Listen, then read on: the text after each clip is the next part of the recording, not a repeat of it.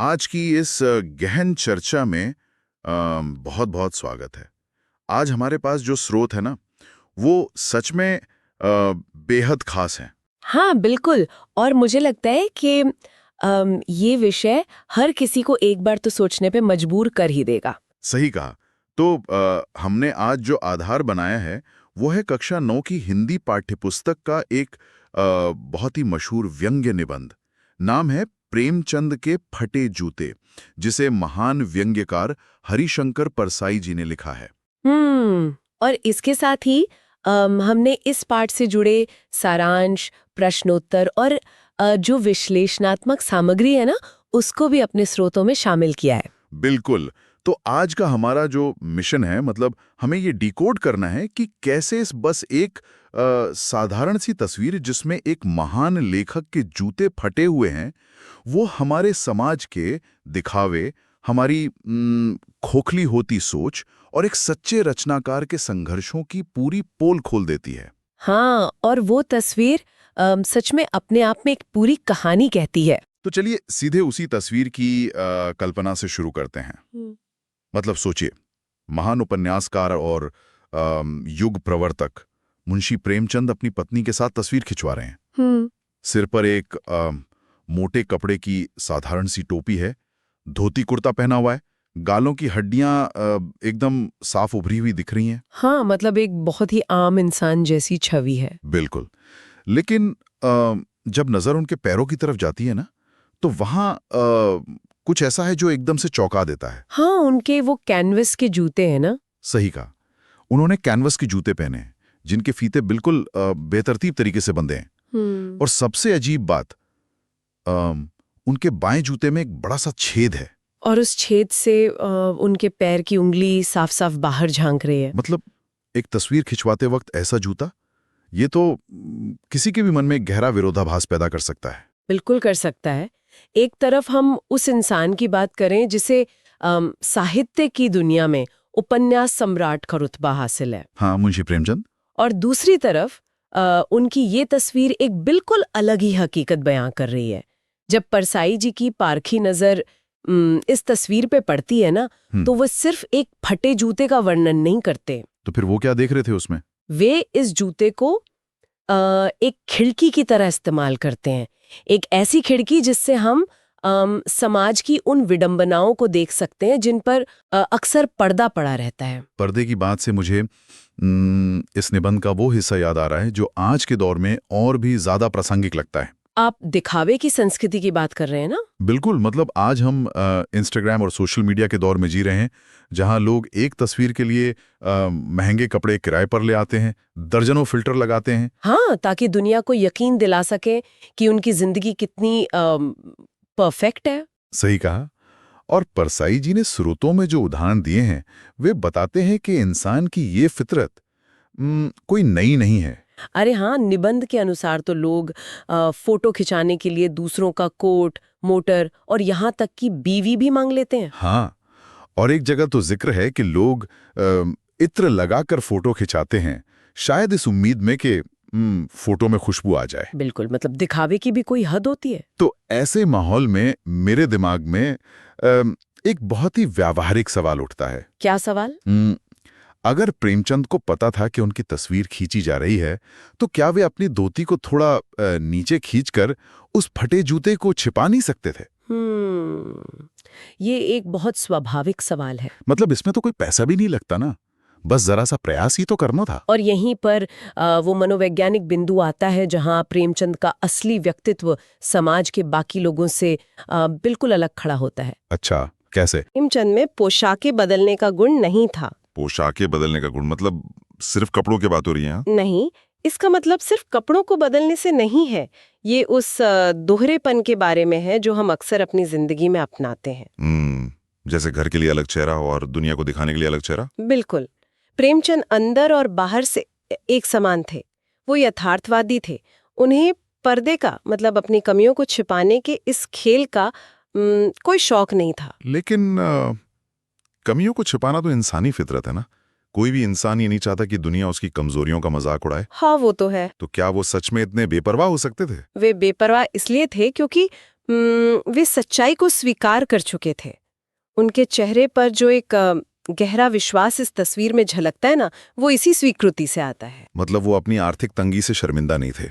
ये रीत है कि अपनी कमजोरियों को ढको, अपने अभावों पर पर्दा डालो। हाँ, सब कुछ एकदम चमक चमाता हुआ दिखना चाहिए। सही कहा। लेकिन प्रेमचंद उस पर्दे के विचार को ही पूरी तरह खारिज कर देते हैं। उनका मानना था कि सच्चाई को छिपाने का प्रयास ही इंसान को अंदर से खोखला बनाता है। क्या बात है। जब आप दिखावा नहीं करते ना, तो आपके पास खोने के लिए कोई झूठी इज्जत नहीं बचती, और यही बात आपको एक अद्भुत आजादी देती है। ये आजादी वाली बात सच में सोचने पर मजबूर करती है कि हम अपनी असली पहचान को छिपाने में कितनी ऊर्जा बर्बाद कर देते हैं। बहुत ज्यादा। लेकिन जब हम दिखावे और समाज के पैमानों की बात कर रहे हैं ना, तो स्रोतों में एक बहुत ही दिलचस्प आर्थिक तुलना की गई है जिसने मुझे थोड़ा उलझा दिया। वो टोपी और जूते वाली तुलना? हाँ, वही। परसाई जी लिखते हैं कि उस जमाने में सिर पर पहनी जाने वाली टोपी 8 आने में मिल जाती थी, और पैरों में पहना जाने वाला जूता 5 रुपए में आता था। अब एक तर्क तो ये हो सकता है कि जूते में चमड़ा लगता है, कारीगरी लगती है, नीचे का तला लगता है, तो जाहिर है वो कपड़े की एक साधारण टोपी से महंगाई होगा ना। हाँ, ये एक सीधा सीधा आर्थिक तर्क है। तो क्या परसाई जी अर्थशास्त्र के एक सामान्य नियम को बेवजह एक सामाजिक कटाक्ष का रूप नहीं दे रहे हैं? मुझे ये थोड़ा अजीब लगा। देखिए, सतह पर देखने में ये एक सामान्य आर्थिक तथ्य लग सकता है, लेकिन परसाई जी यहाँ एक बहुत गहरे रूपक का निर्माण कर रहे हैं। अच्छा, रूपक मतलब कोई गहरा संदेश है इसमें? बिल्कुल। साहित्य में टोपी और जूता सिर्फ पहनने की चीजें नहीं है। टोपी हमेशा से सिर पर रखी जाती है ना। हाँ, सिर का ताज कह सकते हैं। तो इसलिए ये बुद्धि, ज्ञान, विचार, सम्मान और उच्च आदर्शों का प्रतीक है। समझ रहा हूँ। वहीं दूसरी तरफ जूता पैरों में पहना जाता है, जो सत्ता, धन, बल और भौतिक शक्ति का प्रतिनिधित्व करता है। ओहो, आप समझ में आ रहा है। परसाई जी का कटाक्ष इस बात पर है कि समाज का जो आर्थिक ढांचा है ना, वो दरअसल उसके मानसिक ढांचे का ही अक्स है। समाज हमेशा से जूते को टोपी से ज्यादा कीमती मानता आया है। मतलब हम उन चीजों को ज्यादा अहमियत देते हैं जो ताकत और पैसे से जुड़ी हैं, बजाय उन चीजों के जो ज्ञान और चरित्र से जुड़ी हैं। एकदम सही पकड़ा आपने। और परसाई जी आगे कहते हैं कि आज के समय में तो ये विडंबना और भी बढ़ गई है। कैसे? वो लिखते हैं कि एक जूते पर 2500 टोपियां न्यौछावर होती हैं। अरे बाप रे। इसका सीधा सा अर्थ यह है कि हमारा समाज एक गुणी, ज्ञानी और सम्मानित व्यक्ति को हमेशा धनवान और ताकतवर व्यक्ति के सामने झुकने को मजबूर कर देता है। ये तो बहुत ही कड़वी सच्चाई है। हाँ, और प्रेमचंद जैसे महान उपन्यास सम्राट का जूता फटा होना इसी सच्चाई का प्रतीक है। मतलब समाज ने उनके साहित्य को पढ़ा, उनकी रचनाओं को सराहा, लेकिन उन्हें वो आर्थिक सम्मान कभी नहीं दिया जिसके वे असल हकदार थे। बिल्कुल। समाज ने उन्हें जीवन भर आर्थिक तंगी से जूझने के लिए छोड़ दिया। ये सच में एक बहुत ही तकलीफदेह सच है। एक ऐसा लेखक जिसने गोदान और पूस की रात जैसी कालजयी रचनाएं दी, जिसने समाज का असली चेहरा आईने में दिखाया। हाँ, वो खुद अभावों से घिरी जिंदगी जी रहा था। लेकिन यहाँ से स्रोत सामग्री में ये पूरी कहानी एक बहुत ही दिलचस्प मोड़ लेती है। हाँ, जब परसाई जी खुद के जूते की बात करते हैं। बिल्कुल। प्रेमचंद के जूते से ध्यान हटाकर लेखक हरिशंकर परसाई अपने खुद के जूते की स्थिति की तुलना प्रेमचंद के जूते से करने लगते हैं। और ये तुलना सिर्फ दो जूतों की नहीं रह जाती। नहीं, ये तो दो अलग अलग जीवन दर्शनों की तुलना बन जाती है। बिल्कुल सही कहा। यहाँ परसाई जी खुद को उस आम मध्यवर्गीय समाज के प्रतिनिधि के रूप में पेश करते हैं, जो इस दिखावे की संस्कृति का आदी हो चुका है। हाँ। वे अपने जूते के बारे में जो कहते हैं ना, वो बहुत ध्यान देने लायक है। श्रुत बताते हैं कि परसाई जी का अपना जूता ऊपर से बिल्कुल ठीक दिखता है। एकदम चमकता हुआ। हाँ, उसमें से कोई उंगली बाहर नहीं निकल रही है जिसे दुनिया देख सके। लेकिन उस जूते का जो तला है यानी सोल, वो पूरी तरह से घिस गया है। और उसका नतीजा क्या हो रहा है? उनका अंगूठा जमीन से रगड़ खा रहा है और लहूलुहान हो रहा है। अगर मैं इसे एक एनालॉजी से समझने की कोशिश करूं, हाँ, बताइए। तो ये मुझे पानी पर तैरते एक खूबसूरत हंस की याद दिलाता है। अच्छा, कैसे? मतलब बाहर से देखने वाले को लगता है कि हंस कितनी शांति और ग्रेस के साथ पानी पर तैर रहा है। हाँ। सब कुछ एकदम परफेक्ट लगता है। हाँ, ऊपर से सब शांत, लेकिन पानी के नीचे वो हंस अपने पैरों को पागलों की तरह चला रहा होता है, बुरी तरह थक रहा होता है, सिर्फ उस शांति के भ्रम को बनाए रखने के लिए। क्या बात है, बहुत ही उम्दा उदाहरण दिया आपने। तो समाज का वो वर्ग जिसका जूता ऊपर से ठीक है, क्या वो भी अंदर ही अंदर इसी तरह खुद को लहूलुहान नहीं कर रहा है? ये हंस वाली एनालॉजी इस स्थिति को बिल्कुल सटीक ढंग से समझाती है। फटे हुए ऊपरी हिस्से और घिसे हुए तले के बीच का ये अंतर समाज की सबसे बड़ी मनोवैज्ञानिक बीमारी को दर्शाता है। मतलब ये बीमारी दिखावे की है? बिल्कुल। समाज का एक बहुत बड़ा वर्ग जिसका प्रतिनिधित्व यहाँ लेखक का अपना जूता कर रहा है, वो अपनी उंगली यानी अपनी कमजोरी, सच्चाई या अभाव को दुनिया से छिपाने के लिए अपने पैरों का तला घिस रहा है। लेकिन मुझे एक बात बताइए, इस तले के घिसने का असली नुकसान क्या है? ये पैर लहूलुहान होना दरअसल किस बात का प्रतीक है? अपने आत्मसम्मान और अपने जीवन के मूल आधार को ही नष्ट कर देना। ओहो। दिखावे की इस होड़ में इंसान अंदर से टूट रहा है। वो सत्ता और ताकतवर लोगों के सामने समझौते कर रहा है, अपना ज़मीर मार रहा है, सिर्फ इसलिए ताकि दुनिया उसे कमजोर ना समझे। हाँ, दुनिया को ये नहीं दिखना चाहिए कि वो कमजोर है, इसलिए वो अपने पैरों की बुनियाद को ही छील रहा है। और दूसरी तरफ प्रेमचंद है। बिल्कुल, दूसरी तरफ प्रेमचंद है। उनकी उंगली भले ही बाहर दिख रही हो, भले ही दुनिया उनकी गरीबी या सादगी को देख रही हो, हाँ। लेकिन उनका पांव यानी उनका अस्तित्व, उनके मूल्य, उनका आत्मसम्मान पूरी तरह सुरक्षित है। मतलब वो जमीन पर मजबूती से खड़े हैं। बिल्कुल, वे जमीन पर मजबूती से खड़े हैं, जबकि तला घिसवाने वाला इंसान तो किसी भी दिन गिर सकता है। ये तो एक बहुत बड़ा सबक है कि अपनी सच्चाई को दुनिया के सामने स्वीकार कर लेना कहीं ज्यादा बेहतर है, बजाय इसके कि उस सच्चाई को छुपाने के चक्कर में इंसान अपना आधार ही खो दे। एकदम सही।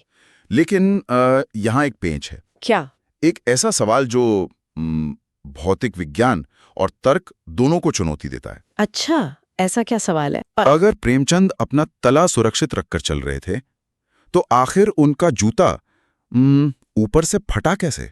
ये एक दिलचस्प सवाल है। मतलब हम सब जानते हैं कि कैनवस का जूता जब घिसता है तो नीचे से घिसता है। अगर आप बहुत ज्यादा चलेंगे तो उसका तला घिस जाएगा। बिल्कुल। ऊपर से जूता तब तक नहीं फटता जब तक आप उसे किसी कांटे या तार में ना फंसा लें। तो परसाई जी इस फटे हुए ऊपरी हिस्से को इतनी तवज्जो क्यों दे रहे हैं? यही वो रहस्य है जो परसाई जी को भी परेशान करता है। वे भी इसी तर्क से शुरुआत करते हैं कि ज्यादा चलने या चक्कर लगाने से जूता नीचे से घिसता है, ऊपर से नहीं फटता। तो खैर उन्होंने इसका क्या जवाब दिया? इसे समझाने के लिए वे इतिहास के पन्नों से कुंभन दास का उदाहरण लेकर आते हैं। कुंभन दास, स्रोत सामग्री में भक्ति काल के प्रसिद्ध कवि कुंभन दास का जिक्र है ना? हाँ, बिल्कुल। उनका जूता मुगल सम्राट अकबर के दरबार में, मतलब फतेहपुर सीकरी आने जाने में घिस गया था। सही कहा। लेकिन कुंभन दास को फतेहपुर सीकरी जाने की क्या जरूरत थी, और उनके जूते के घिसने का इस पूरी चर्चा से क्या संबंध है? मुझे ये थोड़ा समझना है। मैं बताती हूँ। कुंभन दास एक संत कवि थे। उन्हें सत्ता और दरबारों से कोई लेना देना नहीं था। वो तो अपनी भक्ति में लीन रहते थे। बिल्कुल। लेकिन जब सम्राट अकबर ने उन्हें दरबार में बुलाया तो सत्ता के आदेश को टालना आसान नहीं था।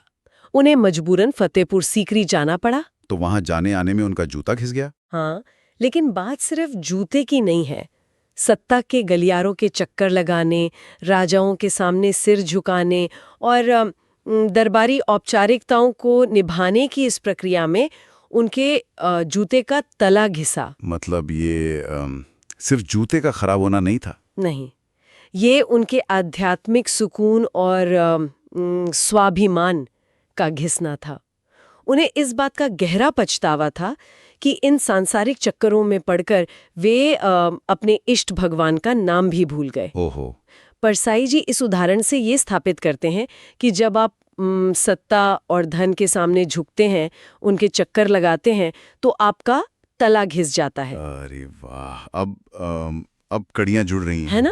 कुंभन दास का जूता चलने से या सत्ता के आगे झुकने से घिसा था, लेकिन प्रेमचंद का जूता तो ऊपर से फटा था, नीचे से सुरक्षित था। बिल्कुल।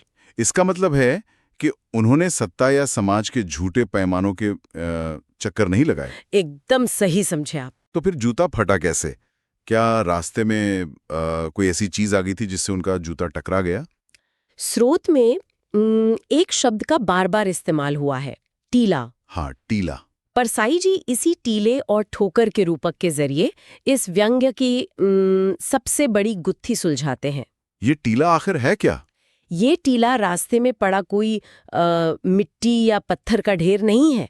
ये टीला समाज के उन पुरानी रूढ़ियों, कुरीतियों, आर्थिक विषमताओं, अंधविश्वासों और शोषण का प्रतीक है, जो सदियों से समाज में मौजूद हैं। हाँ, जो सदियों से समाज की छाती पर परत दर परत जम गए हैं।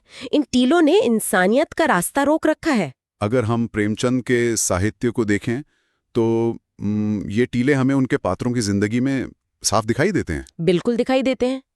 चाहे वो जातिवाद हो, जमींदारों द्वारा किसानों का शोषण हो, या फिर महाजनी सभ्यता का वो कर्ज का जाल हो। एकदम सही।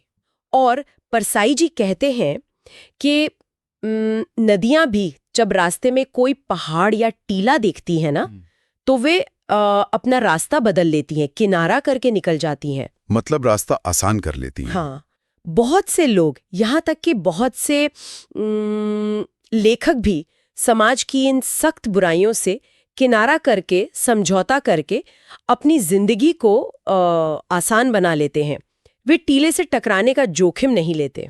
लेकिन प्रेमचंद का स्वभाव ऐसा नहीं था। बिल्कुल नहीं। उन्होंने समझौता नहीं किया। वे उन बुराइयों के सामने झुके नहीं, बल्कि उन्होंने लगातार अपनी कलम से और अपने उसूलों से उन टीलों पर ठोकरें मारी। लेकिन एक बात बताइए, पत्थर या टीले को ठोकर मारने से तो इंसान खुद की पैर को चोटिल करता है ना, जूता तो फटेगा ही।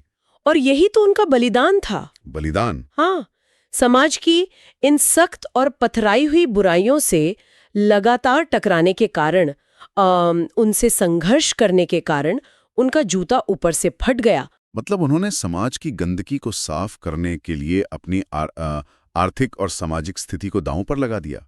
बिल्कुल। उनके साहित्य के पात्र भी तो ऐसे ही थे। गोदान का होरी हो या पूस की रात का हल्कू। हाँ, वो भी तो लड़ते रहे। ये पात्र अपने नेम धर्म यानी अपने उसूलों और कर्तव्यों से पूरी तरह बंधे हुए थे। सही बात है। लेकिन परसाई जी यहाँ एक बहुत ही बारीक मनोवैज्ञानिक विश्लेषण करते हैं। वे कहते हैं कि प्रेमचंद के लिए उनका नेम धर्म कोई लोहे की बेड़ी नहीं था जो उन्हें गुलाम बनाकर रखे। तो फिर क्या था? वो उनकी मुक्ति का रास्ता था। उन्होंने जानबूझकर सत्य का मार्ग चुना, चाहे वो कितना ही कठिन और नुकसानदेह क्यों ना हो। क्या बात है। यानी वो फटा जूता किसी गरीब की लाचारी का प्रतीक नहीं है, बल्कि एक योद्धा के संघर्ष का निशान है। बिल्कुल सही कहा आपने। और जब हम उस तस्वीर को दोबारा देखते हैं ना, तो उस फटे जूते से बाहर झांकती हुई उंगली सिर्फ एक अजीब सा दृश्य नहीं लगता। तो क्या लगती है? वो उंगली किसी बहुत खास चीज की तरफ इशारा करती हुई महसूस होती है। और परसाई जी बिल्कुल इसी नतीजे पे पहुंचते हैं। वे कहते हैं कि प्रेमचंद अपने फटे जूते की उंगली से समाज की उन घृणित चीजों की तरफ इशारा कर रहे हैं जिन्हें उन्होंने अपनी ठोकरों से नेस्तनाबूद करने की कोशिश की है। मतलब वो उंगली एक चेतावनी की तरह है। हाँ, वे मानो खामोशी से ये संदेश दे रहे हों कि जिस शोषणकारी समाज और उसके खोखले आदर्शों को मैं अपने हाथ की उंगली से भी इशारा करने लायक नहीं समझता, उसे मैं अपने पैर की उंगली से दिखाता हूँ। बिल्कुल, ये उनका समाज की बुराइयों के प्रति सबसे चरम तिरस्कार है। ये विश्लेषण तो तस्वीर देखने का पूरा नजरिया ही बदल देता है। सच में। और उस तस्वीर में प्रेमचंद के चेहरे पे जो एक अजीब सी मुस्कान है, जिसे स्रोतों में अधूरी व्यंग्य मुस्कान कहा गया है, वो भी तो इस इशारे से जुड़ जाती है ना? हाँ, कहा जाता है कि शायद फोटोग्राफर के कहने पर उन्होंने मुस्कुराने की कोशिश की होगी। हाँ, ऐसा ही लगता है। लेकिन वो मुस्कान पूरी नहीं हो पाई, उसमें एक चुभन महसूस होती है। ये मुस्कान आखिर किस पर है? वो अधूरी और चुपती हुई मुस्कान दरअसल समाज के उन तमाम अवसरवादी लोगों पर हंस रही है जो अपना तला घिसा कर चल रहे हैं। मतलब वो जो समझौता कर चुके हैं। हाँ, जो लोग दिखावे के लिए या सत्ता और धन के लालच में सामाजिक बुराइयों यानी टीलों से समझौता कर लेते हैं, जो अपने मूल्यों को कुचल देते हैं, प्रेमचंद उन पर हंस रहे हैं। तो ये मुस्कान एक तंज है। बिल्कुल, वे मानो कह रहे हैं कि मैंने तो ठोकर मारकर अपना जूता फाड़ लिया, मेरी उंगली दुनिया के सामने बाहर है, लेकिन मेरा आधार सुरक्षित है। मेरा पैर बचा हुआ है और मैं आगे चल सकता हूँ। हाँ, लेकिन तुम लोग जो अपनी उंगली यानी अपनी सच्चाई को ढकने के चक्कर में अपना तला ही घिसवा रहे हो, तुम्हारा तो आधार ही नष्ट हो रहा है। तुम आगे कैसे चलोगे? ये सच में रोंगटे खड़े कर देने वाला विचार है। एक तस्वीर, एक फटा जूता और उसमें छिपा हुआ इंसान के अस्तित्व और उसकी सत्यनिष्ठा का पूरा दर्शन। बिल्कुल।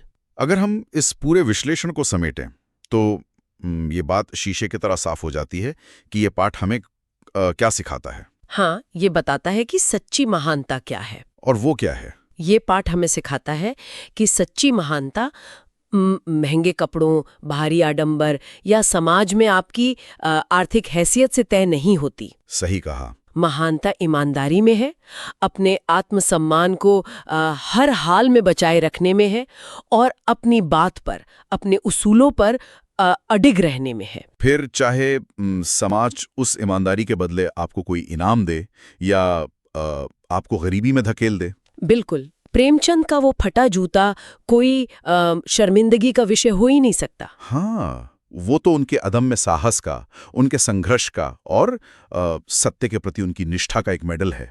उन्होंने दिखावे की वो मखमली चादर ओढ़ने से साफ इनकार कर दिया और दुनिया को वो सच्चाई दिखाई जिससे दुनिया अक्सर अपनी नजरें चुराती है। और शायद यही कारण है कि आज इतने दशकों बाद भी हम उनके उस फटे जूते और उस रहस्यमयी व्यंग्यात्मक मुस्कान पर इतनी गहरी चर्चा कर रहे हैं। हाँ, क्योंकि वो मुस्कान आज भी उन लोगों से कड़े सवाल पूछ रही है जो असलियत से भाग रहे हैं, जो एक झूठे आवरण में जीने की कोशिश कर रहे हैं। ये चर्चा निश्चित रूप से हम सबको अपने पैमानों को तौलने का मौका देती है। तो चलिए इस गहन चर्चा को यहीं विराम देते हैं। हाँ, काफी कुछ सोचने के लिए। बिल्कुल, लेकिन जाते जाते एक विचार है जो इस पूरे विश्लेषण से निकलकर आज के हमारे आधुनिक समाज के सामने खड़ा हो जाता है।